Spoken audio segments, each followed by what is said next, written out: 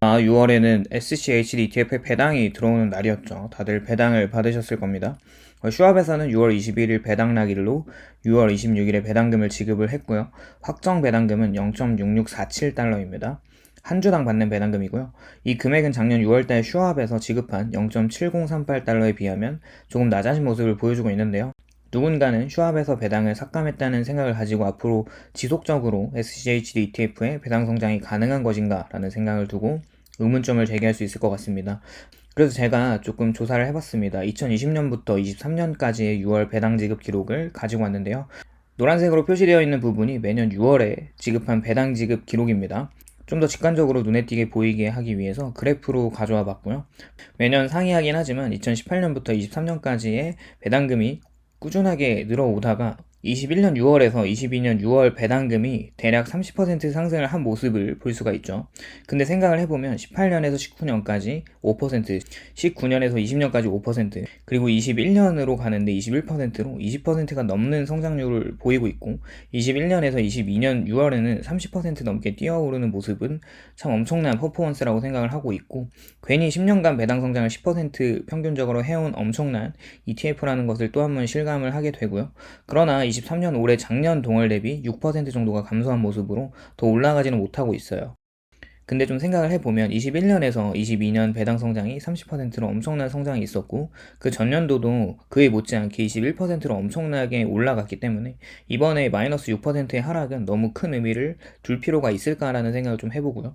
저금리 기조와 연준의 통화 정책이 긴축 모드로 바뀌기 전에 기업들이 내수나 글로벌 밸류체인이나 전반적인 매크로적인 어떤 펀더멘탈이 기업들이 좀 성장하고 돈을 좀 벌기가 좋은 환경이었다면 이제는 고금리와 고물가로 인해서 기업들의 성장의 드라이브를 걸고 있는 상황이고요.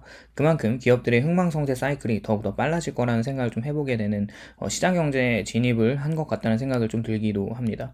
그래도 다행인 것은 SC에 포함되어 있는 다수의 기업들이 고금리의 직격탄을 받는 성장주 중심의 포트폴리오는 아니기 때문에 인플레이션으로 높아지는 물가에 가격 전가를 할 수 있는 기업들이라면 아마 잘 버텨내고 잘 성장할 수 있다고 생각을 좀 하고 있고 현재 SC에서 탑 기업들을 좀 가져와 봤는데 UPS를 제외한 모든 기업들이 4% 이상 비율을 가지고 있어요. 근데 의아한 건 시스코 시스템즈를 제외한 모든 기업들의 배당금이 22년 대비 23년 모두 인상을 했다는 것이 좀 특이하긴 하고요.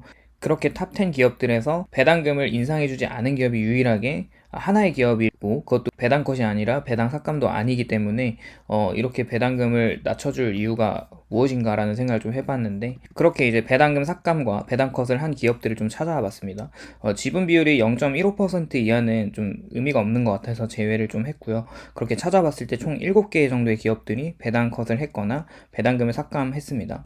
아마 저의 생각으로 당분간 고금리에 기업들의 현금 흐름에 영향을 주는 어떤 부채 비율에서 발생하는 이자 부담이 크다고 생각이 들고 확실히 S&P, SCHD에 포함되어 있는 기업들은 우량한 기업일지라도 매크로 상황에 영향을 분명히 받는다고 생각을 하기 때문에 향후 배당 성장을 과거와 비슷하게 가파르게 계속 하기에는 무리가 있어 보이긴 합니다. 그러나 침체 이후에 다시 고금리에서 저금리로 돌아선다면 이런 펀드멘탈이 좋은 회사들의 수익성은 급격하게 좋아지기 때문에 단기적 배당 성장에 둔화라는 리스크가 SC를 투자하지 않을 정도로의 큰 리스크는 아니라고 생각을 좀 해보고요.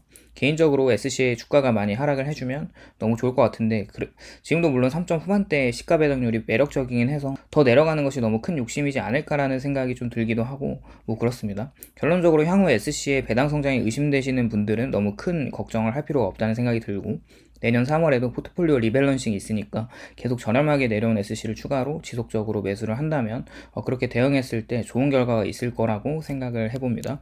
오늘도 시청해주셔서 감사드리고요. 도움이 되셨다면 좋아요와 구독을 부탁드립니다.